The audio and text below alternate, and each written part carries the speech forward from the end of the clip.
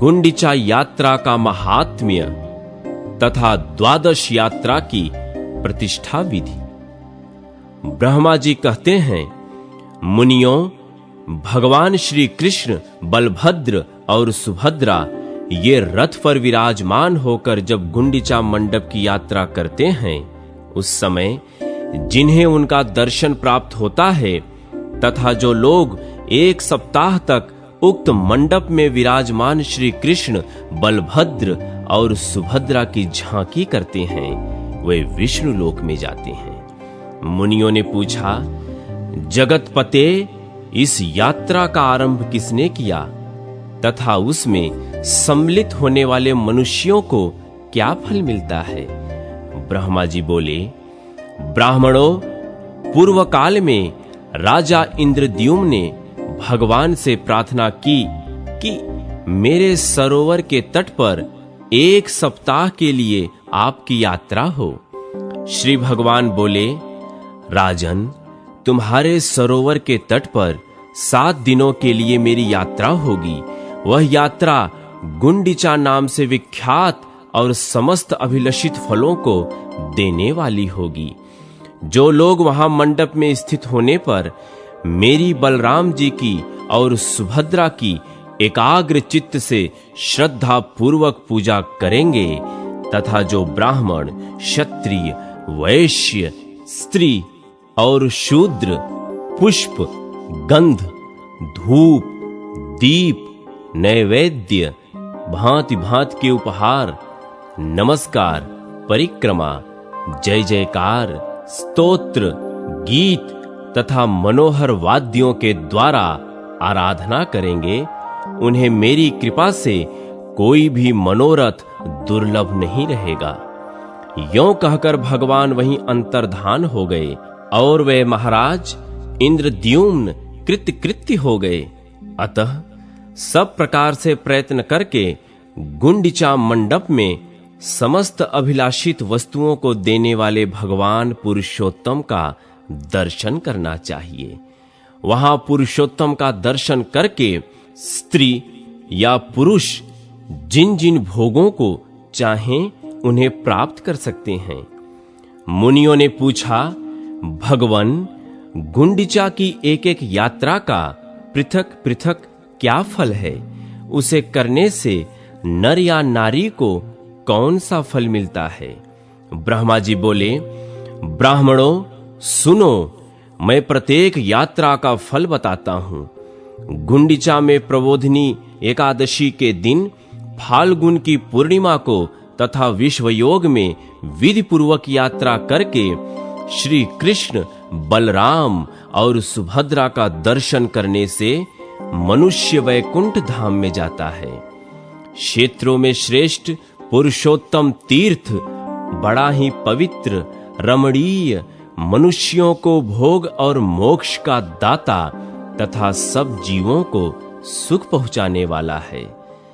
जो जितेंद्रिय स्त्री या पुरुष ज्येष्ठ मास में वहां शास्त्रोक्त विधि के अनुसार 12 यात्राएं करके एकाग्र चित्त से उनकी प्रतिष्ठा करता है और उस समय धन खर्च करने में कृपणता नहीं करता, वह भांति भांति के भोगों का उपभोग करके अंत में मोक्ष पद को प्राप्त होता है। मुनियों ने कहा, देव, जगतपते, हम आपके मुंह से द्वादश यात्रा की प्रतिष्ठा की विधि, पूजन, दान और फल सुनना चाहते हैं। ब्रह्मा जी बोले, ब्राह्मणों, जब 12 यात्राएं पूरी हो जाएं, तब विधि पूर्वक उनकी प्रतिष्ठा करे। वह सब पापों का नाश करने वाली है। ज्येष्ठ मास के शुक्ल पक्ष में एकादशी तिथि को एकाग्र चित्त से किसी पवित्र जलाशय पर जाकर आचमन करें और इंद्रिय संयम पूर्वक पवित्र भाव से सब तीर्थों का आवाहन करके भगवान नारायण का ध्यान करते हुए विधिवत स्नान करें। ऋषियों ने स्नान कर्म में जिसके लिए जैसी विधि बतलाई है, उसको उसी विधि से स्नान कराना चाहिए। स्नान के पश्चात नाम, गोत्र और विधि का ज्ञाता पुरुष शास्त्रोक्त विधि से देवताओं, ऋषियों, पितरों तथा अन्य जीवों का तर्पण करे। फिर जल से निकलकर 2 स्वच्छ वस्त्र पहने और विधि पूर्वक आचमन करके 108 बार गायत्री मंत्र का मानसिक जप करे। गायत्री सब वेदों की माता, संपूर्ण पापों को दूर करने वाली तथा परम पवित्र है। इसके सिवा अन्यान्य सूर्य संबंधी मंत्रों का भी श्रद्धा पूर्वक जप करना चाहिए। तत्पश्चात 3 बार परिक्रमा करके सूर्य देव को प्रणाम करें। ब्राह्मण, क्षत्रिय और वैश्य इन तीनों वर्णों का स्नान और जप वैदिक विधि के अनुसार बताया गया है, किंतु स्त्री और शूद्रों के स्नान और जप में वैदिक विधि का निषेध है। इसके बाद मौन होकर घर में जाए और हाथ पैर धोकर विधिवत आचमन करके श्री पुरुषोत्तम की पूजा करे। पहले भगवान को घी से स्नान कराएं, फिर दूध से, उसके बाद मधु, गंध और जल से, फिर तीर्थ के चंदन और जल से स्नान कराएं। तदनंतर भक्ति पूर्वक 2 उत्तम वस्त्र पहनाएं। फिर चंदन, अगर, कपूर और केसर भगवान के अंगों में लगाएं। पुनः पराभक्ति के साथ कमल से तथा विष्णु देवता संबंधी मल्लिका आदि अन्य पुष्पों से श्री पुरुषोत्तम की पूजा करें। भोग और मोक्ष के दाता जगदीश्वर श्री हरि की इस प्रकार पूजा करके उनके समक्ष अगर, गूगल तथा अन्य सुगंधित पदार्थों के साथ धूप जलाए।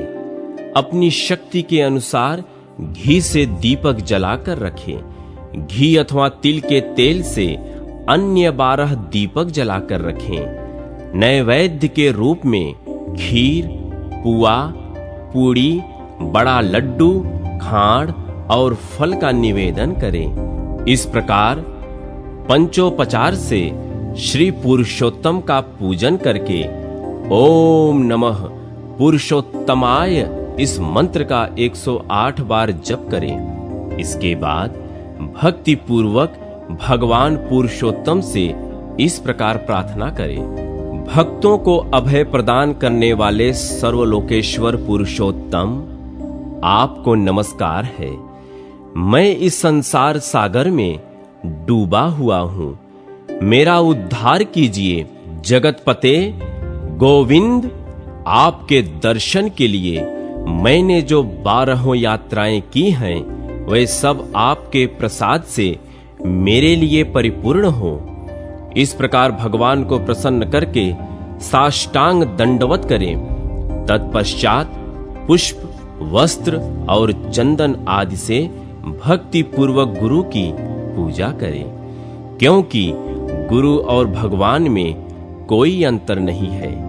तदनंतर भांति भांति के पुष्पों से भगवान के ऊपर एक सुंदर पुष्प मंडप बनाए।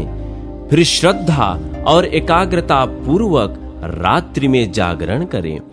भगवान वासुदेव की कथा और गीत की व्यवस्था रखें। इस प्रकार विद्वान पुरुष ध्यान, पाठ और स्तुति करते हुए रात्रि व्यतीत करें। तत्पश्चात निर्मल प्रभात होने पर द्वादशी को 12 ब्राह्मणों को निमंत्रित करें। वे ब्राह्मण स्नातक, वेदों में पारंगत, इतिहास पुराण के ज्ञाता, श्रोत्रिय और जितेंद्रिय होने चाहिए। इसके बाद स्वयं भी विधि पूर्वक स्नान करके धुला हुआ वस्त्र पहने और इंद्रिय संयम पूर्वक पहले भगवान को स्नान कराकर उनकी पूजा करें। भगवान की पूजा के बाद ब्राह्मणों की भी पूजा करें। उनके लिए 12 गौवें दान करके श्रद्धा और भक्ति पूर्वक स्वर्ण छतरी और जूते, धन तथा वस्त्र आदि समर्पित करें। सद्भाव से पूजित होने पर भगवान गोविंद संतुष्ट होते हैं। आचार्य को भी भक्ति पूर्वक गौ, वस्त्र, सुवर्ण, छतरी, जूते तथा कांसे का पात्र अर्पित करें। तदनंतर ब्राह्मणों को खीर, पकवान, गुड़ और घी में बने हुए पदार्थ भोजन कराएं। जब वे भोजन करके तृप्त हो जाएं, तब उनके लिए 12 जल से भरे हुए घट दान करें। उन घड़ों के साथ लड्डू और यथाशक्ति दक्षिणा भी होनी चाहिए। आचार्य को भी कलश और दक्षिणा निवेदन करें। इस तरह ब्राह्मणों की पूजा करके विष्णु तुल्य ज्ञानदाता गुरु की भी पूर्ण भक्ति के साथ पूजा करें। पूजन के पश्चात नमस्कार करके यह मंत्र पढ़ें। शंख, चक्र और गदा धारण करने वाले सर्वव्यापी जगन्नाथ एवं आदि अंत से रहित भगवान पुरुषोत्तम मुझ पर प्रसन्न हो। यों कहकर ब्राह्मणों की 3 बार प्रदक्षिणा करें। इसके बाद मस्तक झुकाकर आचार्य को भक्ति पूर्वक प्रणाम करें। प्रणाम के पश्चात उन्हें विदा करें। फिर अन्य ब्राह्मणों को भी गांव की सीमा तक पहुंचा दें। अंत में सबको नमस्कार करके लौट आए। फिर स्वजनों, बांधवों, अन्य उपासकों, दीनों, भिखमंगों और अन्न चाहने वालों को अन्य लोगों को भोजन कराकर फिर मौन होकर भोजन करें।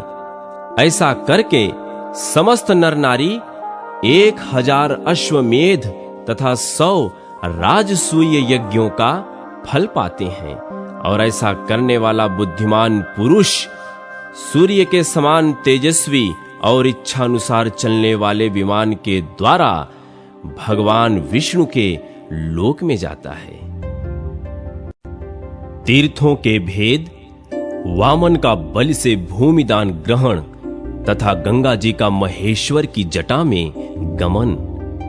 ब्रह्मा जी कहते हैं, द्विजरो, सब तीर्थों और क्षेत्रों में जो जप, होम, व्रत और तपस्या तथा दान के फल प्राप्त होते हैं, उनमें से कोई ऐसा नहीं दिखाई देता जो पुरुषोत्तम क्षेत्र में रहने के फल की समानता कर सके।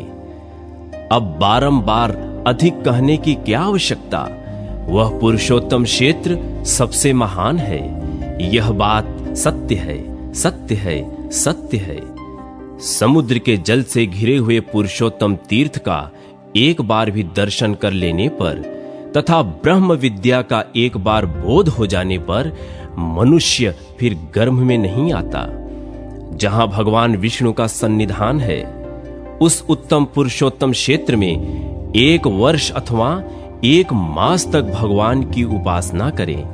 ऐसा करने वाले पुरुष ने जप, होम तथा भारी तपस्या की है, वह उस परम धाम में जाता है जहां साक्षात योगेश्वर श्री हरि विराजमान रहते हैं। मुनियों ने कहा, भगवान, हमें तीर्थ की महिमा का विस्तार पूर्वक श्रवण करने पर भी तृप्ति नहीं होती।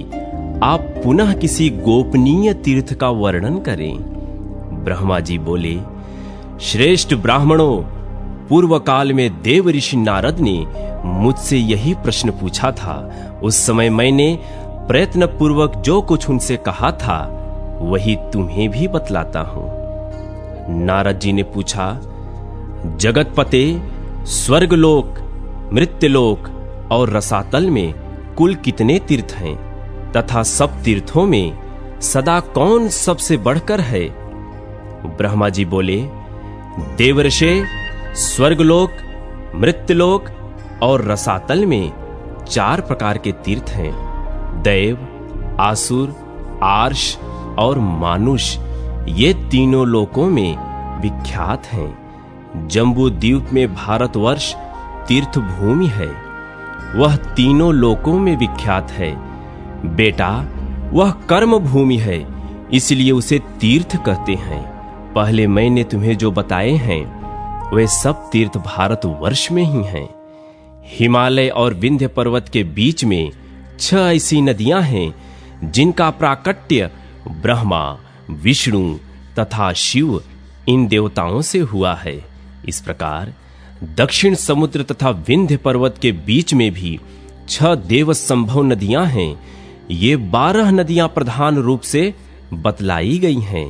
गोदावरी, भीमरथी, तुंगभद्रा, कृष्णवेणी, तापी और पयोष्णी ये विंध्य पर्वत के दक्षिण की नदियां हैं।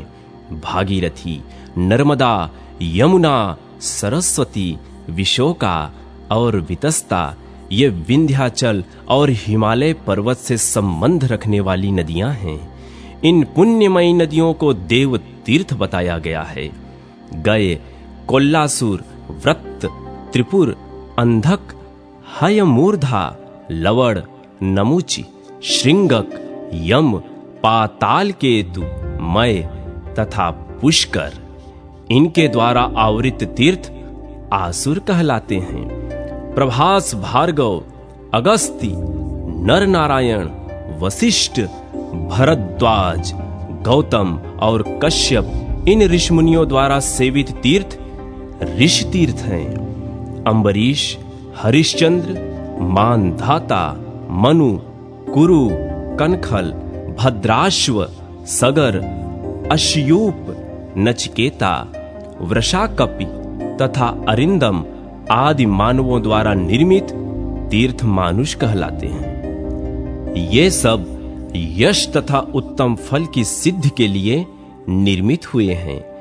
तीनों लोकों में कहीं भी जो स्वतः प्रकट और दैव तीर्थ हैं उन्हें पुण्य तीर्थ कहा गया है। इस प्रकार मैंने तीर्थ भेद बतलाए हैं। महादैत्य राजा बलि देवताओं के अजय शत्रु हुए। उन्होंने धर्म, यश, प्रजापालन, गुरु भक्ति, सत्य भाषण, बल, पराक्रम, त्याग और क्षमा के द्वारा वह सम्मान प्राप्त किया जिसकी तीनों लोकों में कहीं उपमा नहीं है। उनकी बढ़ती हुई समृद्धि देखकर देवताओं को बड़ी चिंता हुई। वे आपस में सलाह करने लगे कि हम बलि को कैसे जीतें। राजा बलि के शासन काल में तीनों लोक निष्कटक थे। कहीं पर भी आदि व्याधि अथवा शत्रुओं की बाधा नहीं थी। अनावृष्टि और अधर्म का तो नाम भी नहीं था।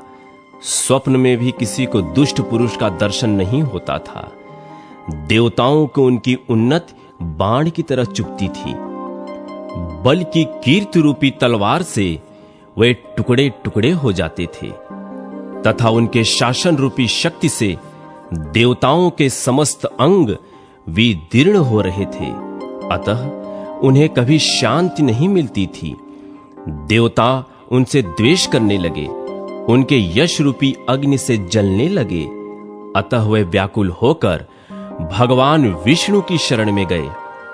देवता बोले, शंख, चक्र और गदा धारण करने वाले जगन्नाथ, हम पीड़ित हैं। हमारी सत्ता छिन गई है। आप हमारी ही रक्षा के लिए अस्त्र शस्त्र धारण करते हैं। आप जैसे स्वामी के होते हुए हम पर ऐसा दुख आ पड़ा है। हमारी जो वाणी आपको प्रणाम करती थी वही एक दैत्य को कैसे नमस्कार करेगी।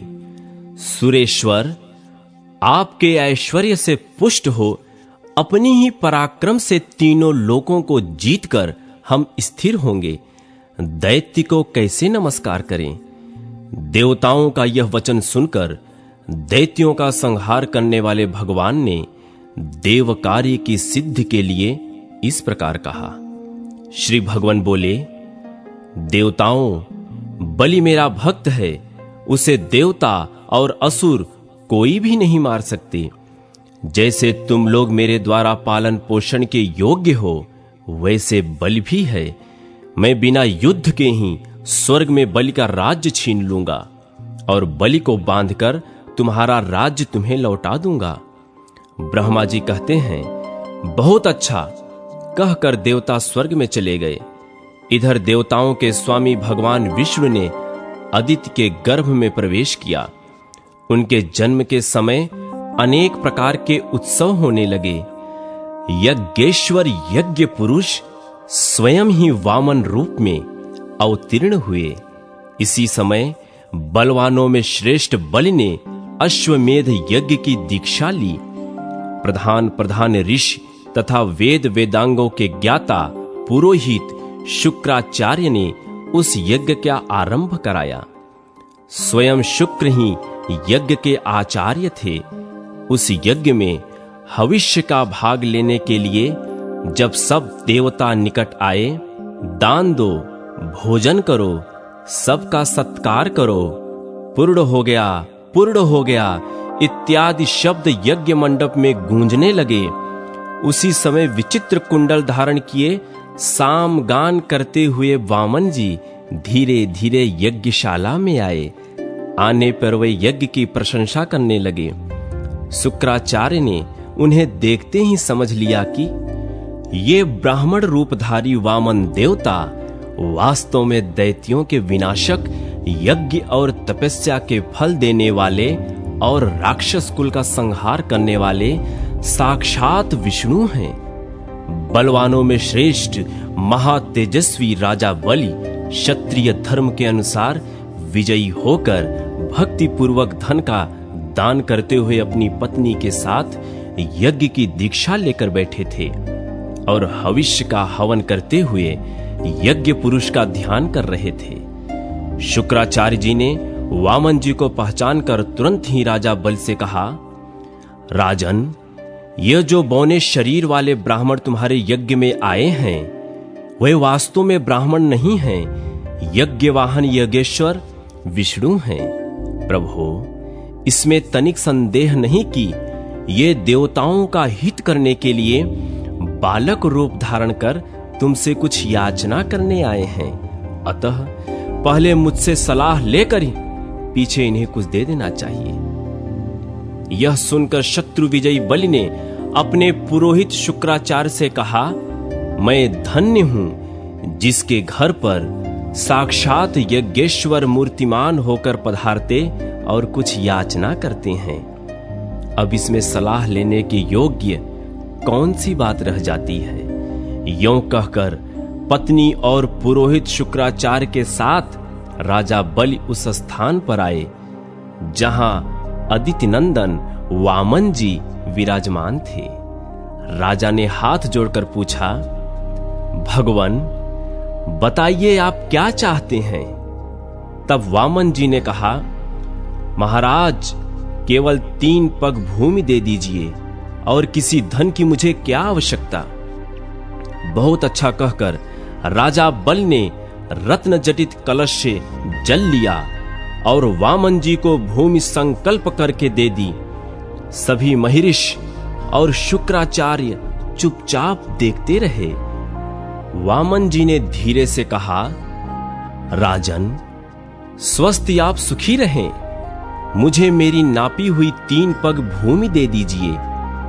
बलि ने तथास्तु कहकर ज्यों ही वामन जी की ओर देखा, वे विराट रूप हो गए। चंद्रमा और सूर्य उनकी छाती के समान आ गए। उन्हें इस रूप में देखकर स्त्री सहित दैत्यराज बलि ने विनय पूर्वक कहा, जगन्मय विष्णु, आप अपनी शक्ति भर पैर बढ़ाइए। विष्णु बोले, दैत्यराज, देखो मैं पैर बढ़ाता हूं। बलि ने कहा, बढ़ाइए, अवश्य बढ़ाइए। तब भगवान ने पृथ्वी के नीचे स्थित कच्छप की पीठ पर पैर रखकर पहला पग बलि के यज्ञ में रखा, किंतु उनका दूसरा पग ब्रह्मलोक तक जा पहुंचा। उस समय उन्होंने बलि से कहा, दैत्यराज, मेरा तीसरा पग रखने के लिए तो स्थान ही नहीं है, कहां रखूं, स्थान दो। यह सुनकर बलि ने हंसते हुए कहा, जगन्मय देवेश्वर, आपने ही तो जगत की सृष्टि की है, मैं तो इसका सृष्टा नहीं हूं।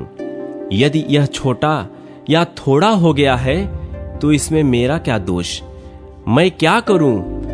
केशव, फिर भी मैं कभी असत्य नहीं बोलता, अतः मेरे सत्य की रक्षा करते हुए आप अपना तीसरा पग मेरी पीठ पर ही रखिए। बलि का यह वचन सुनकर वे दत्त्रीय रूप से देव पूजित भगवान प्रसन्न होकर बोले, दैत्यराज, मैं तुम्हारी भक्ति से बहुत प्रसन्न हूं, तुम्हारा कल्याण हो, कोई वर मांगो। तब बलि ने जगत के स्वामी भगवान त्रिविक्रम से कहा, अब मैं आपसे यही याचना करूंगा। तब भगवान ने स्वयं ही प्रसन्न होकर उन्हें मनोवांछित वर दिया। वर्तमान समय में रसातल का राज्य, भविष्य में इंद्र पद, स्वतंत्रता तथा अविनाशी यश आदि प्रदान किए। इस प्रकार दैत्यराज बलि को यह सब कुछ देकर भगवान ने उन्हें पुत्र और पत्नी सहित रसातल में भेज दिया और इंद्र को देवताओं का राज्य अर्पित किया। इसी बीच में उनका जो दूसरा पग मेरे लोक में पहुंचा था, उसे देखकर मैंने जो सोचा, यह मेरे जन्मदाता भगवान विष्णु का चरण है, जो सौभाग्यवश मेरे घर पर आ पहुंचा है। इसके लिए मैं क्या करूं जिससे मेरा कल्याण हो? मेरे पास जो यह श्रेष्ठ कमल कुंडल है, इसमें भगवान शंकर का दिया हुआ पवित्र जल है। यह जल उत्तम वरदायक, शांतिकारक, शुभद, भोग और मोक्ष का दाता, विश्व के लिए मात्र रूप, अमृतमय, पवित्र औषध, पावन, पूज्य, ज्येष्ठ, श्रेष्ठ, गुणमय तथा स्मरण मात्र से लोकों को पवित्र करने वाला है। यह जल मैं अपने पिता को अर्घ्य रूप से अर्पित करूंगा। यह सोचकर मैंने वह जल भगवान के चरणों में अर्घ्य रूप से चढ़ा दिया। वह मंत्र युक्त अर्घ्य जल भगवान विष्णु के चरणों में गिरकर मेरु पर्वत पर पड़ा और चारों भागों में बंटकर पूर्व, दक्षिण, पश्चिम तथा उत्तर दिशा में पृथ्वी पर जा पहुंचा। दक्षिण में गिरे हुए जल को भगवान शंकर ने जटाओं में रख लिया। पश्चिम में जो जल गिरा वह फिर कमंडल में ही चला आया। उत्तर में गिरे हुए जल को भगवान विष्णु ने ग्रहण किया तथा पूर्व में जो जल गिरा उसे देवताओं, पितरों और लोकपालों ने ग्रहण किया। अतः वह जल अत्यंत श्रेष्ठ कहा जाता है। भगवान विष्णु के चरणों से निकलकर दक्षिण दिशा में गया हुआ जल, जो भगवान शंकर की जटा में स्थित हुआ, पर्व के समय शुभोदय करने वाला है। उसके प्रभाव का स्मरण करने से समस्त अभिलषित वस्तुओं की प्राप्ति होती है।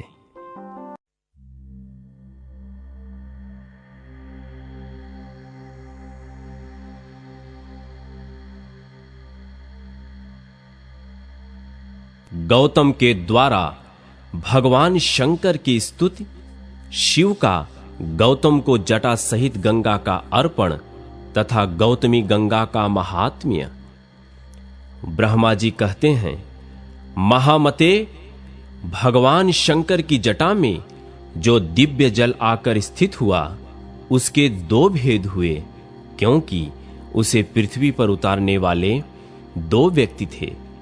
उस जल के एक भाग को तो व्रत, दान और समाधि में तत्पर रहने वाले गौतम नामक ब्राह्मण ने भगवान शिव की आराधना करके भूतल तक पहुंचाया, जो संपूर्ण लोक में विख्यात हुआ, तथा दूसरा भाग बलवान क्षत्रिय राजा भगीरथ ने इस पृथ्वी पर उतारा।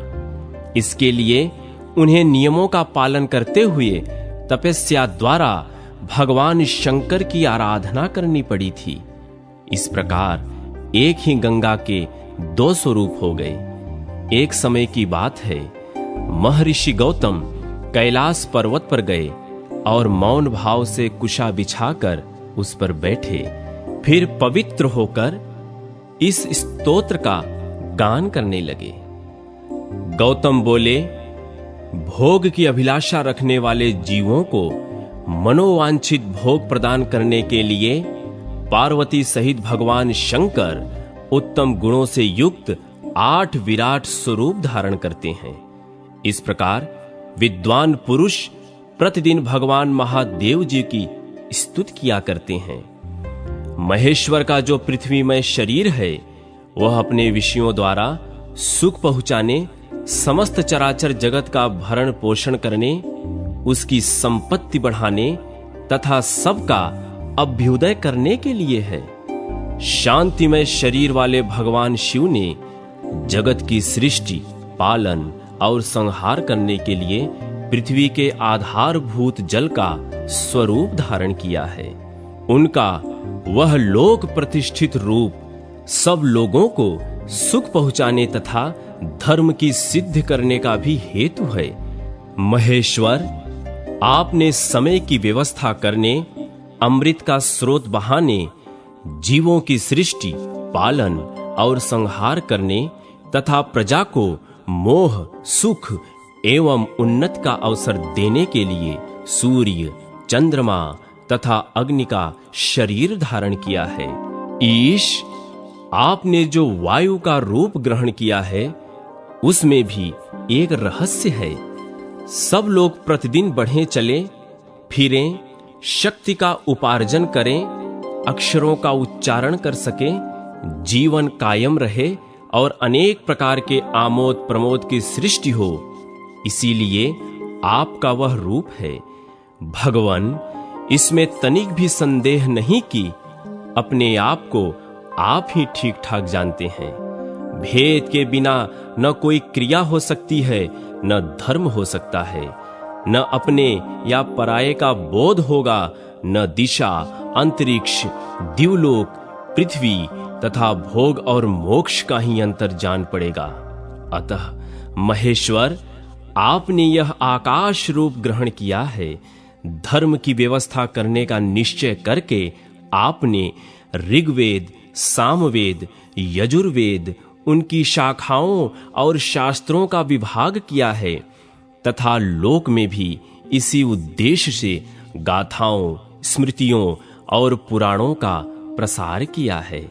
ये सब शब्द स्वरूप ही हैं।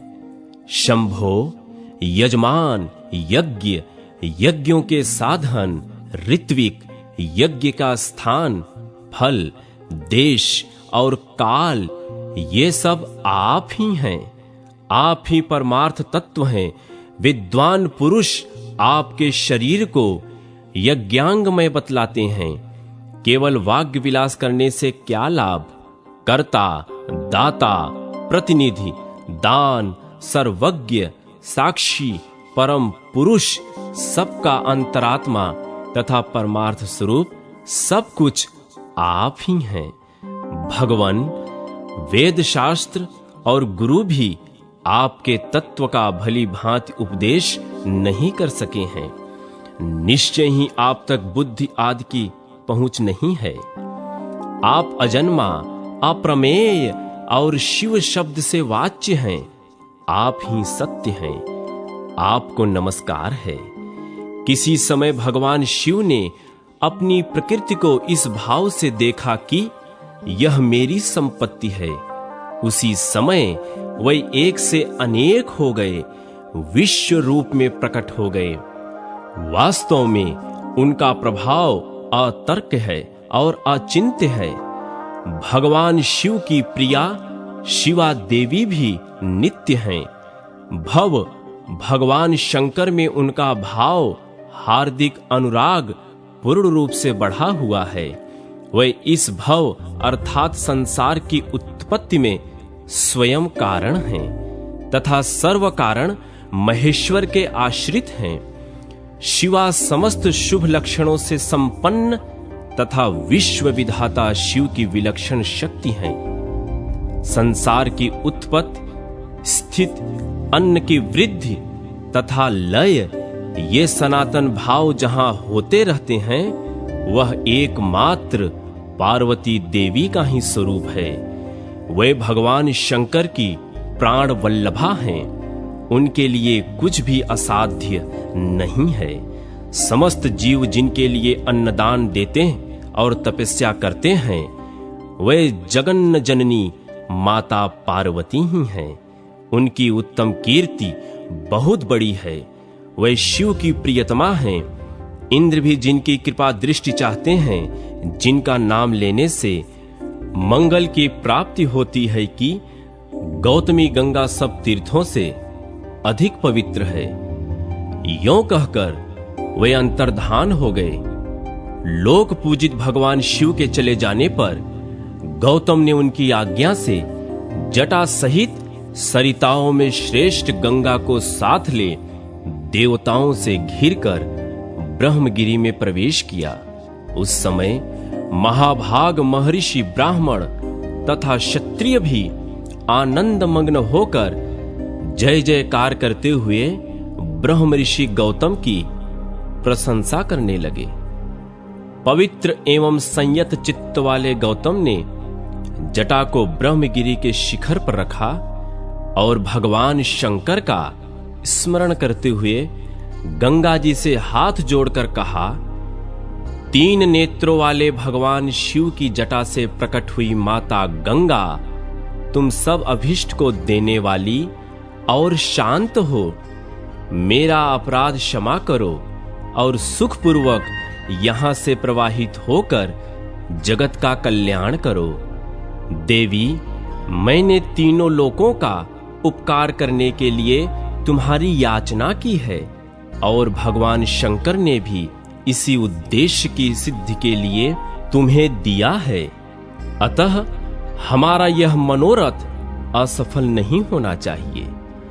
गौतम का यह वचन सुनकर भगवती गंगा ने उसे स्वीकार किया और अपने आप को 3 स्वरूपों में विभक्त करके स्वर्गलोक, मृत्यलोक एवं रसातल में फैल गईं। स्वर्गलोक में उनके 4 रूप हुए, मृत्युलोक में वे 7 धाराओं में बहने लगीं तथा रसातल में भी उनकी 4 धाराएं हुई। इस प्रकार एक ही गंगा के 15 आकार हो गए। गंगा देवी सर्वत्र हैं, सर्वभूत स्वरूपा हैं, सब पापों का नाश करने वाली तथा संपूर्ण अभिष्ट वस्तुओं को देने वाली हैं। वेद में सदा उन्हीं के यश का गान किया जाता है। जिनकी बुद्धि अज्ञान से मोहित है, वे मृत्युलोक के निवासी समझते हैं कि गंगा केवल मृत्युलोक में ही है, पाताल तथा स्वर्ग में नहीं है। भगवती गंगा जहां तक पहुंचकर सागर में मिली हैं, वहां तक वे देवमयी मानी गई हैं। महर्षि गौतम के छोड़ने पर वे पूर्व समुद्र की ओर चली गईं। उस समय देव ऋषियों द्वारा सेवित कल्याणमयी जगन माता गंगा की मुनिश्रेष्ठ गौतम ने परिक्रमा की। इसके बाद उन्होंने देव देवेश्वर भगवान त्र्यंबक का पूजन किया।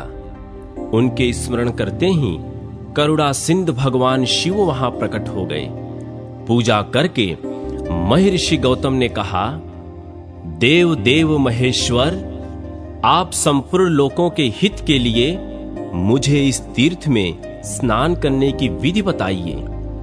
भगवान शिव बोले, महर्षे, गोदावरी में स्नान करने की संपूर्ण विधि सुनो। पहले नांदी मुख श्राद्ध करके शरीर की शुद्धि करें, फिर ब्राह्मणों को भोजन कराएं और उनसे स्नान करने की आज्ञा लें। तदनंतर ब्रह्मचर्य का पालन करते हुए गोदावरी नदी में स्नान करने के लिए जाएं। उस समय पतित मनुष्यों के साथ वार्तालाप न करें। जिसके हाथ, पैर और मन भली भांति संयम में रहते हैं, वही तीर्थ का पूरा फल पाता है। भाव दोष का परित्याग करके अपने धर्म में स्थित रहें और थके मांदे पीड़ित मनुष्यों की सेवा करते हुए उन्हें यथा योग्य अन्न दें। जिनके पास कुछ नहीं है, ऐसे साधुओं को वस्त्र और कंबल दें।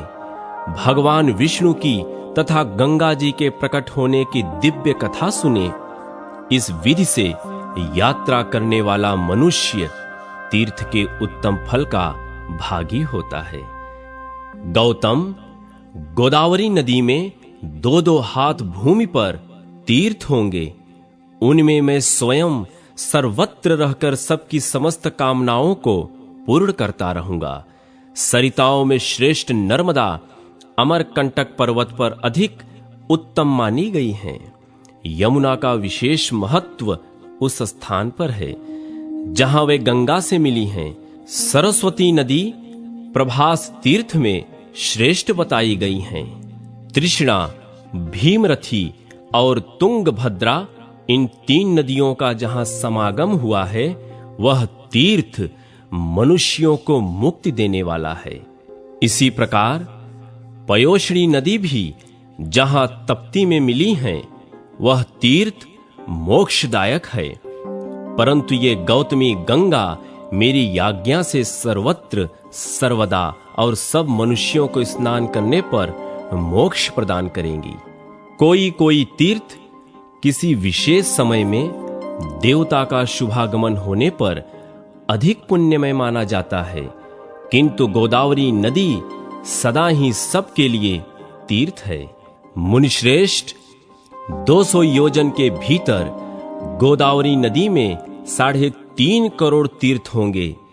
ये गंगा निम्नांकित नामों से प्रसिद्ध होंगी: माहेश्वरी, गंगा, गौतमी, वैष्णवी, गोदावरी, नंदा, सुनंदा, कामदायिनी, ब्रह्म तेजः समानीता तथा सर्व पाप प्रणाशिनी।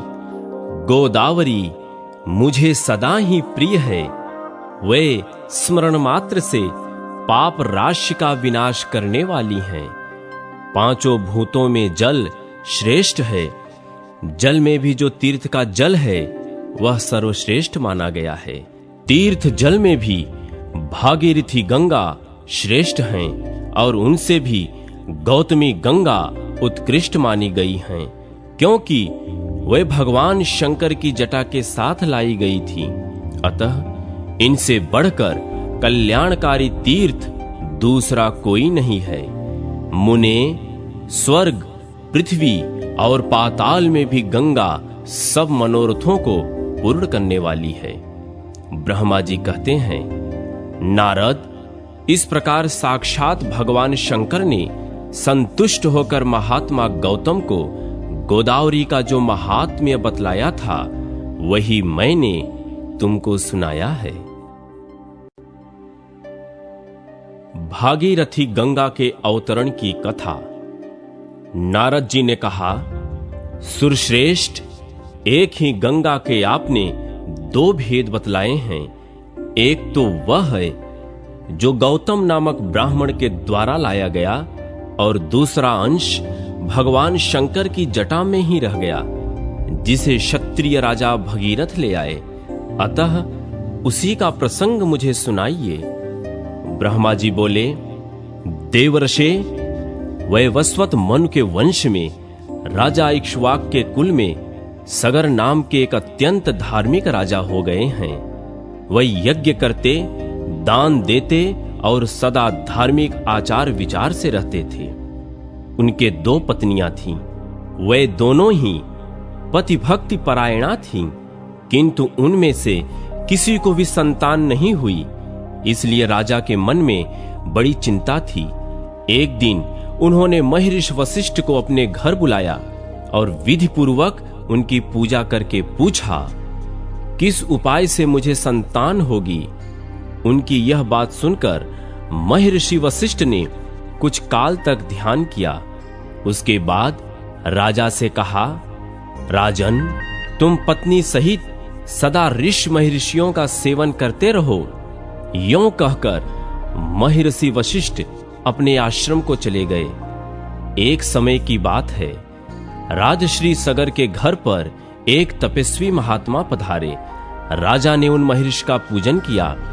इससे संतुष्ट होकर वे बोले, महाभाग, वर मांगो। यह सुनकर राजा ने पुत्र होने के लिए प्रार्थना की। मुनि बोले, तुम्हारी एक पत्नी के गर्भ से एक ही पुत्र होगा, किंतु वह वंशधर होगा, और दूसरी स्त्री के गर्भ से 60,000 पुत्र उत्पन्न होंगे। वरदान देकर जब मुनि चले गए, तब उनके कथानुसार यथा समय राजा के हजारों पुत्र हुए। राजा सगर ने उत्तम दक्षिणा से युक्त बहुतेरे अश्वमेघ यज्ञ किए। फिर एक अश्वमेघ यज्ञ के लिए उन्होंने विधि पूर्वक दीक्षा ग्रहण की और अश्व की रक्षा के लिए सेना सहित अपने पुत्रों को नियुक्त किया। अश्व पृथ्वी पर भ्रमण करने लगा।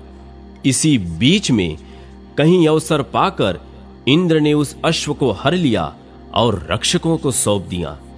राजकुमार घोड़े को इधर उधर ढूंढने लगे, परंतु कहीं भी वह उन्हें दिखाई न दिया।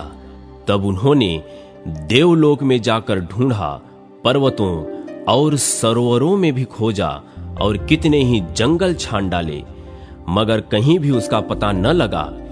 इसी समय आकाशवाणी हुई, सगर पुत्रों, तुम्हारा घोड़ा रसातल में बंधा है और कहीं नहीं है। यह सुनकर वे रसातल में जाने के लिए सब ओर से पृथ्वी को खोदने लगे। क्षुधा से पीड़ित होने पर वे सूखी मिट्टी खाते और दिन रात भूमि खोदते रहते। इस प्रकार वे शीघ्र ही रसातल में जा पहुंचे। सगर के बलवान पुत्रों को वहां आया सुनकर रक्षक थर्रा उठे और उनके वध का उपाय करने लगे। वे बिना युद्ध किए ही भयभीत हो उस स्थान पर आए जहां महामुनि कपिल सो रहे थे। कपिल जी का क्रोध बड़ा प्रचंड था। रक्षकों ने वह घोड़ा ले जाकर तुरंत कपिल जी के सिरहाने की ओर बांध दिया और स्वयं चुपचाप दूर खड़े होकर देखने लगे कि अब क्या होता है। इतने में ही सगर के पुत्र रसातल में घुसकर देखते हैं कि घोड़ा बंधा है और पास ही कोई पुरुष सो रहा है। उन्होंने कपिल जी को ही अश्व चुराकर यज्ञ में विघ्न डालने वाला माना और यह निश्चय किया कि इस महापापी को मारकर हम लोग अपना अश्व महाराज के निकट ले चलें। कोई बोले, अपना पशु बंधा है, इसे ही खोल कर ले चलें। इस सोए हुए पुरुष को मारने से क्या लाभ।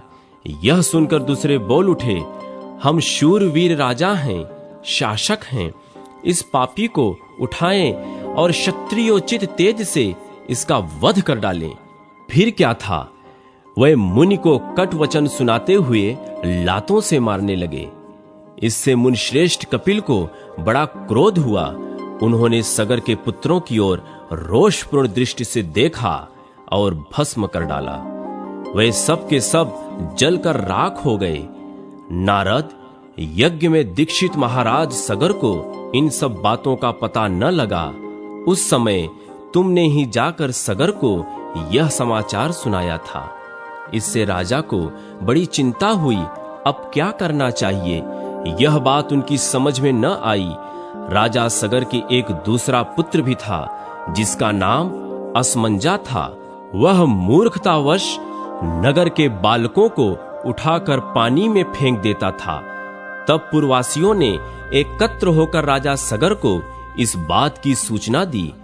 पुत्र का यह अन्याय जानकर महाराज को बड़ा क्रोध हुआ। उन्होंने अपने अमात्यों से कहा, यह असमंजा बालकों की हत्या करने वाला तथा क्षत्रिय धर्म का त्यागी है, अतः यह इस देश का त्याग कर दे। महाराज का यह आदेश सुनकर अमात्यों ने राजकुमार को तुरंत देश निकाला दे दिया। असमंजा वन में चला गया। अब राजा सगर चिंता करने लगे कि हमारे सब पुत्र ब्राह्मण के शाप से रसातल में नष्ट हो गए।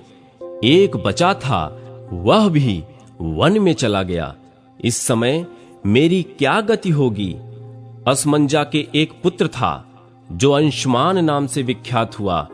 यद्यपि अंशुमान अभी बालक था, तो भी राजा ने उसे बुलाकर अपना कार्य बतलाया। अंशुमान ने भगवान कपिल की आराधना की और घोड़ा ले आकर राजा सगर को दे दिया। इससे वह यज्ञ पूर्ण हुआ। अंशुमान के तेजस्वी पुत्र का नाम दिलीप था। दिलीप के पुत्र परम बुद्धिमान भगीरथ हुए। भगीरथ ने जब अपने समस्त पितामहों की दुर्गत का हाल सुनाया, तब उन्हें बड़ा दुख हुआ। उन्होंने नृपश्रेष्ठ सगर से विनय पूर्वक पूछा, महाराज, उन सब का उद्धार कैसे होगा। राजा ने उत्तर दिया, बेटा, यह तो भगवान कपिल ही जानते हैं। यह सुनकर बालक भगीरथ रसातल में गए और कपिल को नमस्कार करके अपना मनोरथ उन्हें कह सुनाया। कपिल मुनि बहुत देर तक ध्यान करके बोले, राजन, तुम तपस्या द्वारा भगवान शंकर की आराधना करो और उनकी जटा में स्थित गंगा के जल से अपने पितरों की भस्म को आप्लावित करो। इससे तुम तो कृतार्थ होगे ही, तुम्हारे पितर भी कृत्य हो जाएंगे। यह सुनकर भगीरथ ने कहा, बहुत अच्छा, मैं ऐसा ही करूंगा। मुनिश्रेष्ठ, बताइए मैं कहां जाऊं और कौन सा कार्य करूं? कपिल जी बोले, नरश्रेष्ठ, कैलाश पर्वत पर जाकर महादेव जी की स्तुति करो और अपनी शक्ति के द्वारा तपस्या करते रहो। इससे तुम्हारे अभीष्ट की सिद्धि होगी। मुनि का यह वचन सुनकर भगीरथ ने उन्हें प्रणाम किया और कैलाश पर्वत की यात्रा की। वहां पहुंचकर पवित्र हो बालक भगीरथ ने तपस्या का निश्चय किया और भगवान शंकर को संबोधित करके इस प्रकार कहा, प्रभो, मैं बालक हूं, मेरी बुद्धि भी बालक की ही है और आप भी अपने मस्तक पर बाल चंद्रमा को धारण करते हैं। मैं कुछ भी नहीं जानता, आप मेरे इस अनजानपन से प्रसन्न होइए। अमरेश्वर, जो लोग वाणी से, मन से और क्रिया से कभी मेरा उपकार करते हैं तथा हित साधन में संलग्न रहते हैं, उनका कल्याण करने के लिए मैं उमा सहित आपको प्रणाम करता हूं। आप देवता आदि के लिए भी पूज्य हैं। जिन पूर्वजों ने मुझे अपने सगोत्र और समान धर्मा के रूप में उत्पन्न किया और पाल पोस कर बड़ा बनाया, भगवान शिव उनका अभीष्ट मनोरथ पूर्ण करें। मैं बाल चंद्र का मुकुट धारण करने वाले भगवान शंकर को नित्य प्रणाम करता हूं। भगीरथ के यों कहते ही भगवान शिव उनके सामने प्रकट हो गए और बोले, महामते, तुम निर्भय होकर कोई वर मांगो। जो वस्तु देवताओं के लिए भी सुलभ नहीं है, वह भी तुम्हें निश्चय ही दे दूंगा। यह आश्वासन पाकर भगीरथ ने महादेव जी को प्रणाम किया और प्रसन्न होकर कहा, देवेश्वर, आपकी जटा में जो सरिताओं में श्रेष्ठ गंगा जी विराजमान हैं, उन्हें ही मेरे पितरों का उद्धार करने के लिए दे दीजिए। इससे मुझे सब कुछ मिल जाएगा। तब महेश्वर ने हंसकर कहा, बेटा, मैंने तुम्हें गंगा दे दी, अब तुम उनकी स्तुति करो। महादेव जी का वचन सुनकर भगीरथ ने गंगा जी की प्राप्ति के लिए भारी तपस्या की और मन को संयम में रखकर भक्ति पूर्वक गंगा का स्तवन किया। बालक होने पर भी भगीरथ ने अब बालकोचित पुरुषार्थ करके गंगा जी की भी कृपा प्राप्त की। महादेव जी से प्राप्त हुई गंगा जी को पाकर उन्होंने उनकी परिक्रमा की और हाथ जोड़कर कहा, देवी, महामुनि कपिल के शाप से मेरे पितर दुर्गति में पड़े हुए हैं। माता, आप उनका उद्धार करें। देव नदी गंगा सबका उपकार करने वाली है।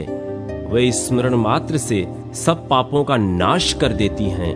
उन्होंने भगीरथ की प्रार्थना सुनकर तथास्तु कहा और लोगों का उपकार एवं पितरों का उद्धार करने के लिए भगीरथ के कथानुसार सब कार्य किया। राजा सगर के जो पुत्र भस्म होकर रसातल में पड़े थे, उन्हें अपने जल से आप्लावित करके गंगा जी ने उनके खोदे हुए गड्ढों को भर दिया। महामुने, इस प्रकार तुम्हें क्षत्रिया गंगा का वृत्तांत सुनाया। ये माहेश्वरी, वैष्णवी, ब्राह्मी, पावनी, भागीरथी, देवनदी तथा हिमगिर शिखरियाश्रया, हिमालय की चोटी पर रहने वाली आदि नामों से पुकारी जाती हैं। इस प्रकार महादेव जी की जटा में स्थित गंगा का जल दो स्वरूपों में विभक्त हुआ। विंध्यगिरि के दक्षिण भाग में जो गंगा हैं, उन्हें गौतमी कहते हैं और विंध्यगिरि के उत्तर भाग में स्थित गंगा भागीरथी कहलाती हैं। वाराह तीर्थ, कुशावर्त, नील गंगा और कपोत तीर्थ की महिमा, कपोत और कपोती के अद्भुत त्याग का वर्णन। नारद जी ने कहा, भगवान, आपके मुख से कथा सुनते सुनते मेरे मन को तृप्ति नहीं होती। पहले गौतम ब्राह्मण के द्वारा लाई हुई गंगा का वर्णन कीजिए, उनके पृथक पृथक तीर्थों के फल, पुण्य तथा इतिहास पर भी क्रमशः प्रकाश डालिए। ब्रह्मा जी बोले, नारद, गोदावरी के पृथक पृथक तीर्थों, फलों और महात्म्यों का पूरा पूरा वर्णन न तो मैं कर सकता हूं और न तुम सुनने में ही समर्थ हो, तथापि कुछ बतलाता हूं। जहां भगवान त्रयंबक गौतम के सामने प्रत्यक्ष प्रकट हुए थे, वह तीर्थ त्रयंबक के नाम से प्रसिद्ध है। वह भोग और मोक्ष देने वाला है। दूसरा वाराह तीर्थ है, जो तीनों लोकों में विख्यात है। उसका स्वरूप बतलाता हूं। पूर्व काल की बात है, सिंधुसेन नामक राक्षस देवताओं को परास्त करके यज्ञ छीनकर रसातल में जा पहुंचा। यज्ञ के रसातल चले जाने पर पृथ्वी पर उसका सर्वथा अभाव हो गया। देवताओं ने सोचा, यज्ञ के बिना न तो यह लोक रह जाएगा और न ही परलोक।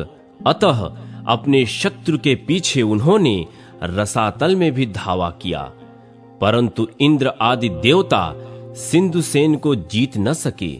तब उन्होंने पुराण पुरुष भगवान विष्णु के पास जाकर यज्ञापहरण आदि राक्षस की सब करतूत कह सुनाई। भगवान ने उन्हें सांत्वना देते हुए कहा, मैं वाराह रूप धारण करके शंख, चक्र और गदा हाथ में ले रसातल में जाऊंगा और मुख्य मुख्य राक्षसों का संहार करके पुण्यमय यज्ञ को लौटा लाऊंगा। देवताओं, तुम सब लोग स्वर्ग में जाओ, तुम्हारी मानसिक चिंता दूर हो जाएगी। गंगा जी जिस मार्ग से रसातल में गई थीं, उसी मार्ग से पृथ्वी को छेद कर चक्रधारी भगवान भी रसातल में जा पहुंचे। उन्होंने वाराह रूप धारण करके रसातलवासी राक्षसों और दानवों का वध किया तथा महायज्ञ को मुख में रखकर रसातल से निकल आए। उस समय देवता ब्रह्मगिरी पर श्री हरि की प्रतीक्षा करते थे। उस मार्ग से निकलकर भगवान गंगा स्रोत में आए और रक्त से लथपथ अपने अंगों को गंगा जी के जल से धोया। उस स्थान पर वाराह नामक कुंड हो गया। इसके बाद भगवान ने मुंह में रखे हुए महायज्ञ को दे दिया। इस प्रकार उनके मुख से यज्ञ का प्रादुर्भाव हुआ। इसलिए वाराह तीर्थ परम पवित्र और संपूर्ण अभिलषित वस्तुओं को देने वाला है। वहां किया हुआ स्नान और दान सब यज्ञों का फल देता है।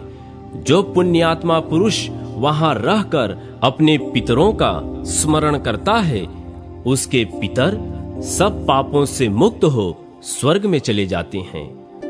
त्रयंबक में एक कुशावर्त नामक तीर्थ है। उसके स्मरण मात्र से मनुष्य कृतार्थ हो जाता है। वह समस्त अभीष्ट वस्तुओं को देने वाला है। कुशावर्त उस तीर्थ का नाम है जहां महात्मा गौतम ने गंगा का कुशों से आवर्तन किया था। वे वहां गंगा को कुश से लौटा कर ले आए थे। कुशाव्रत में किया हुआ स्नान और दान पितरों को भी तृप्त देने वाला है। जहां नदियों में श्रेष्ठ गंगा नील पर्वत से निकली हैं, वहां वे नील गंगा के नाम से विख्यात हैं। मनुष्य शुद्ध चित्त होकर नील गंगा में स्नान आदि जो कुछ भी शुभ कर्म करता है, वह सब अक्षय जानना चाहिए। उससे पितरों को भी बड़ी तृप्ति होती है। गोदावरी में परम उत्तम कपोत तीर्थ भी है, जिसकी तीनों लोकों में प्रसिद्धि है। मुने, मैं उस तीर्थ का स्वरूप और महान फल बतलाता हूं। सुनो, ब्रह्मगिरि पर एक बड़ा भयंकर व्याध रहता था। वह ब्राह्मणों, साधुओं, यतियों, गौओं, पक्षियों तथा मृगों की हत्या किया करता था। वह पापात्मा बड़ा ही क्रोधी और असत्यवादी था। उसके हाथ में सदा पाश और धनुष मौजूद रहते थे। उस महापापी व्याध के मन में सदा पाप के ही संकल्प उठते थे। उसकी स्त्री और पुत्र भी उसी स्वभाव के थे। एक दिन अपनी पत्नी की प्रेरणा से वह घने जंगल में घुस गया। वहां उस पापी ने अनेक प्रकार के मृगों और पक्षियों का वध किया। कितनों को जीवित ही पकड़कर पिंजड़े में डाल दिया। इस प्रकार बहुत दूर तक घूम फिर कर वह अपने घर की ओर लौटा। तीसरे पहर का समय था। चैत्र और वैशाख बीत चुके थे।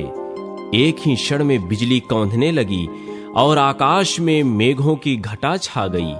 हवा चली और पानी के साथ पत्थरों की वर्षा होने लगी। मूसलाधार वर्षा होने के कारण बड़ी भयंकर अव्यवस्था हो गई।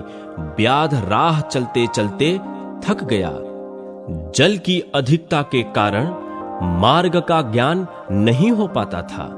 जल, थल और गड्ढे की पहचान असंभव हो गई थी। उस समय वह पापी सोचने लगा, कहां जाऊं, कहां ठहरूं, क्या करूं? मैं यमराज की भांति सब प्राणियों के प्राण लिया करता हूं। आज मेरा भी प्राणांत कर देने वाली पत्थरों की वृष्टि हो रही है। आसपास कोई ऐसी शिला अथवा वृक्ष नहीं दिखलाई देता जहां मेरी रक्षा हो सके। इस प्रकार भांति भांति की चिंता में पड़े हुए व्याध ने थोड़ी ही दूर पर एक उत्तम वृक्ष देखा जो शाखा और पल्लवों से सुशोभित हो रहा था। वह उसी की छाया में आकर बैठ गया। उसके सब वस्त्र भीग गए थे। वह इस चिंता में पड़ा था कि मेरे स्त्री बच्चे जीवित होंगे भी या नहीं। इसी समय सूर्यास्त हो गया। उसी वृक्ष पर एक कबूतर अपनी स्त्री और पुत्र पौत्र के साथ रहता था। वह वहां से सुख से निर्भय होकर पूर्ण तृप्त और प्रसन्न था। उस वृक्ष पर रहते हुए उसके कई वर्ष बीत चुके थे। उसकी स्त्री कबूतरी बड़ी पतिव्रता थी। वह अपने पति के साथ उस वृक्ष के खोखले में रहा करती थी। वहां हवा और पानी से पूरा बचाव था। उस दिन दैववश कपोत और कपोती दोनों ही चारा चुगने के लिए गए थे, किंतु केवल कपोत ही लौटकर उस वृक्ष पर आया। भाग्यवश कपोती भी वहीं व्याध के पिंजड़े में पड़ी थी। व्याध ने उसे पकड़ लिया था, परंतु अभी तक उसके प्राण नहीं गए थे। कपोत अपनी संतानों को मातृहीन देखकर चिंतित हुआ। भयानक वर्षा हो रही थी। सूर्य डूब चुका था, फिर भी वह वृक्ष खोखला कपोती से खाली ही रह गया। यह विचार कर कपोत विलाप करने लगा। उसे इस बात का पता नहीं था कि कपोती यहीं पिंजड़े में बंधी पड़ी है। कपोत ने अपनी प्रिया के गुणों का वर्णन आरंभ किया। हाय, मेरे हर्ष को बढ़ाने वाली कल्याणमयी कपोती न जाने क्यों अभी तक नहीं आई। वही मेरे धर्म की जननी है। उसके सहयोग से मैं धर्म का संपादन कर पाता हूँ। मेरे इस शरीर की स्वामिनी भी वही है। धर्म, अर्थ, काम और मोक्ष की सिद्धि में वही सर्वदा मेरी सहायता करती है। मुझे प्रसन्न देखकर वह हंसती है और खिन्न जानकर मेरे दुखों का निवारण करती है। उचित सलाह देने में वह मेरी सखी है और सदा ही मेरी आज्ञा के पालन में संलग्न रहती है। सूर्य अस्त हो गया तो भी वह कल्याणी अब तक नहीं आई। वह पति के सिवा दूसरा कोई व्रत, मंत्र, देवता, धर्म अथवा अर्थ नहीं जानती। वह पतिव्रता है। पति में ही उसके प्राण बसते हैं। पति ही उसका मंत्र और पति ही उसका प्रियतम है।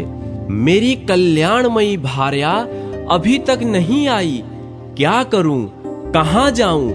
मेरा यह घर उसके बिना आज जंगल सा दिखाई देता है। उसके रहने पर भयंकर स्थान भी शोभा संपन्न और सुंदर दिखाई देता है। जिसके रहने पर यह घर वास्तव में घर कहलाता है, वह मेरी प्रिय भार्या अब तक नहीं आई। मैं उसके बिना जीवित नहीं रह सकूंगा। अपने प्रिय शरीर को भी त्याग दूंगा, किंतु ये बच्चे क्या करेंगे? ओह, आज मेरा धर्म लुप्त हो गया है। इस प्रकार विलाप करते हुए स्वामी के वचन सुनकर पिंजड़े में पड़ी हुई कपोती बोली, खगश्रेष्ठ, मैं यहां पिंजड़े में बंधी हुई बेबस हो गई हूं। महामते, यह व्याध मुझे जाल में फंसा कर ले आया है। आज मैं धन्य हूं और अनुग्रहित हूं, क्योंकि पतिदेव मेरे गुणों का वखान करते हैं। मुझ में जो गुण हैं और जो नहीं हैं, उन सब का मेरे पतिदेव गान कर रहे हैं। इससे मैं निसंदेह कृतार्थ हो गई। पति के संतुष्ट होने पर स्त्रियों पर संपूर्ण देवता संतुष्ट हो जाते हैं। इसके विपरीत यदि पति असंतुष्ट हो तो स्त्रियों का अवश्य नाश हो जाता है। प्राणनाथ, तुम ही मेरे देवता, तुम ही प्रभु, तुम ही सहृदय, तुम ही शरण, तुम ही व्रत, तुम ही स्वर्ग, तुम ही परम ब्रह्म और तुम ही मोक्ष हो। आर्य, मेरे लिए चिंता न करो, अपनी बुद्धि को धर्म में स्थिर करो। तुम्हारी कृपा से मैंने बहुतेरे भोग भोग लिए हैं।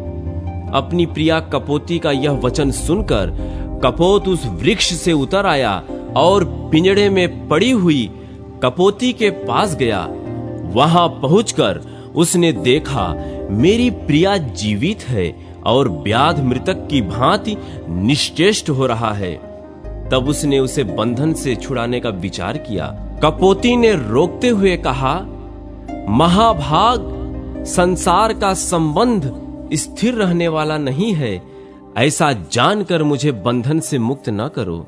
इसमें मुझे व्याध का कोई अपराध नहीं जान पड़ता। तुम अपनी धर्ममयी बुद्धि को दृढ़ करो। ब्राह्मणों के गुरु अग्नि है, सब वर्णों का गुरु ब्राह्मण है। स्त्रियों का गुरु उसका पति है और सब लोगों का गुरु अभ्यागत है। जो लोग अपने घर पर आए हुए अतिथि को वचनों द्वारा संतुष्ट करते हैं, उनके उन वचनों से वाणी की अधीश्वरी सरस्वती देवी तृप्त होती है।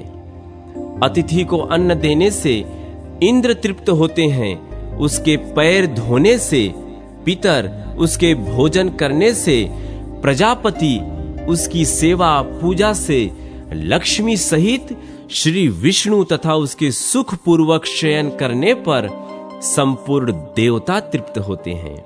अतः अतिथि सबके लिए परम पूजनीय है। यदि सूर्यास्त के बाद थका मांदा अतिथि घर पर आ जाए तो उसे देवता समझे, क्योंकि वह सब यज्ञों का फल रूप है। थके हुए अतिथि के साथ गृहस्थ के घर पर संपूर्ण देवता, पितर और अग्नि भी पधारते हैं।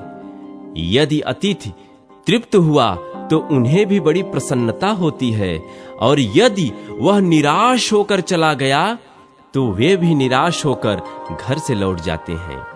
अतः प्राणनाथ, आप सर्वथा दुख छोड़कर शांति धारण कीजिए और अपनी बुद्धि को शुभ में लगाकर धर्म का संपादन कीजिए।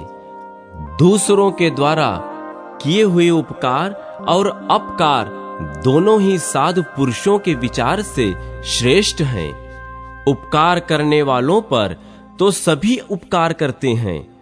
अपकार करने वालों के साथ जो अच्छा बर्ताव करे वही पुण्य का भागी बताया गया है।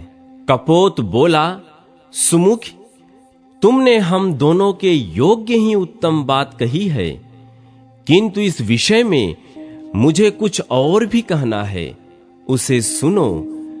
कोई 1000 प्राणियों का भरण पोषण करता है, दूसरा 10 का ही निर्वाह करता है, और कोई ऐसा है जो सुखपूर्वक केवल अपनी ही जीविका का काम चला लेता है, किंतु हम लोग ऐसे जीवों में से हैं जो अपना ही पेट बड़े कष्ट से भर पाते हैं।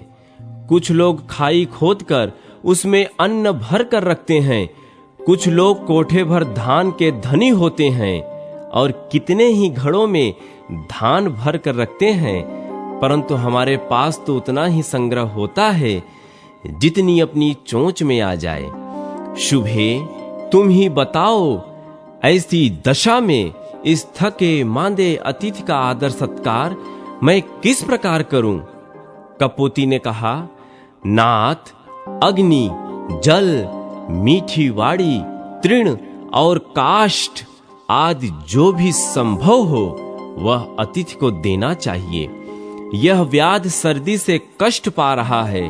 अपनी प्यारी स्त्री का कथन सुनकर पक्षीराज कपोत ने पेड़ पर चढ़कर सब ओर देखा तो कुछ दूरी पर उसे आग दिखाई दी। वहां जाकर वह चोंच से जलती हुई लकड़ी उठा लाया और व्याध के आगे रखकर अग्नि को प्रज्वलित किया। फिर सूखे काठ, पत्ते और तिनके बार बार आग में डालने लगा। आग प्रज्वलित हो उठी। उसे देखकर सर्दी से दुखी व्याध ने अपने जड़वत बने हुए अंगों को तपाया। इससे उसको बड़ा आराम मिला। कपोती ने देखा व्याध क्षुधा की आग में जल रहा है, तब उसने अपने स्वामी से कहा, महाभाग, मुझे आग में डाल दीजिए, मैं अपने शरीर से इस दुखी व्याध को तृप्त करूंगी। सुव्रत, ऐसा करने से तुम अतिथि सत्कार करने वाले पुण्यात्माओं के लोक में जाओगे। कपोत बोला, शुभे, मेरे जीते जी यह तुम्हारा धर्म नहीं है, मुझे ही आज्ञा दो, मैं ही आज अतिथि यज्ञ करूंगा। यों कहकर कपोत ने सबको शरण देने वाले भक्त वत्सल विश्वरूप चतुर्भुज महाविष्णु का स्मरण करते हुए अग्नि की 3 बार परिक्रमा की। फिर व्याध से यह कहते हुए अग्नि में प्रवेश किया कि मुझे सुखपूर्वक उपयोग में लाओ। कपोत ने अपने जीवन को अग्नि में होम दिया।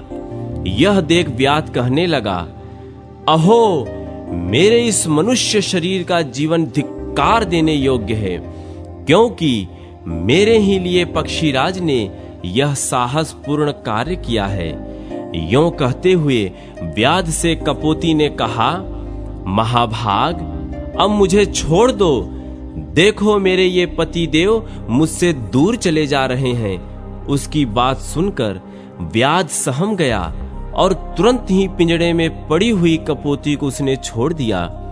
तब उसने भी पति और अग्नि की परिक्रमा करके कहा, स्वामी के साथ चिता में प्रवेश करना स्त्रियों के लिए बहुत बड़ा धर्म है। वेद में इस मार्ग का विधान है और लोक में भी सबने इसकी प्रशंसा की है। जैसे सांप पकड़ने वाला मनुष्य सांप को विल से बलपूर्वक निकाल लेता है, उसी प्रकार पति का अनुगमन करने वाली नारी पति के साथ ही स्वर्ग लोक में जाती है। यों कहकर कपोती ने पृथ्वी, देवता, गंगा तथा वनस्पतियों को नमस्कार किया और अपने बच्चों को सांत्वना देकर व्याध से कहा, महाभाग, तुम्हारी ही कृपा से मेरे लिए ऐसा शुभ अवसर प्राप्त हुआ है। मैं पति के साथ स्वर्ग लोक में जाती हूं। यों कहकर वह पतिव्रता कपोती आग में प्रवेश कर गई। इसी समय आकाश में जय जयकार की ध्वनि गूंज उठी। तत्काल ही सूर्य के समान तेजस्वी अत्यंत सुंदर विमान उतर आया। दोनों दंपत्ति देवता के समान दिव्य शरीर धारण करके उस पर आरूढ़ हुए और आश्चर्य में पड़े हुए व्याध से प्रसन्न होकर बोले, महामते, हम देवलोक में जाते हैं और तुम्हारी आज्ञा चाहते हैं। तुम अतिथि के रूप में हम दोनों के लिए स्वर्ग की सीढ़ी बनकर आ गए, तुम्हें नमस्कार है। उन दोनों को श्रेष्ठ विमान पर बैठे देख व्याध ने अपना धनुष और पिंजड़ा फेंक दिया और हाथ जोड़कर कहा, महाभाग, मेरा त्याग न करो, मैं अज्ञानी हूं, मुझे भी कुछ दो। मैं तुम्हारे लिए आदरणीय अतिथि होकर आया था, इसलिए मेरे उद्धार का उपाय बतलाओ। उन दोनों ने कहा, व्याध, तुम्हारा कल्याण हो। तुम भगवती गोदावरी के तट पर जाओ और उन्हीं को अपना पाप भेंट कर दो। वहां 15 दिनों तक डुबकी लगाने से तुम सब पापों से मुक्त हो जाओगे। पाप मुक्त होने पर जब पुनः गौतमी गंगा में स्नान करोगे, तब अश्वमेध यज्ञ का फल पाकर अत्यंत पुण्यवान हो जाओगे। नदियों में श्रेष्ठ गोदावरी ब्रह्मा, विष्णु तथा महादेव जी के अंश से प्रकट हुई हैं। उनके भीतर पुनः गोते लगाकर जब तुम अपने मलिन शरीर को त्याग दोगे, तब निश्चय ही श्रेष्ठ विमान पर आरूढ़ हो स्वर्गलोक में पहुंच जाओगे। उन दोनों की बात सुनकर व्याध ने वैसा ही किया। फिर वह भी दिव्य रूप धारण करके एक श्रेष्ठ विमान पर जा बैठा। कपोत, कपोती और व्याध तीनों ही गौतमी गंगा के प्रभाव से स्वर्ग में चले गए।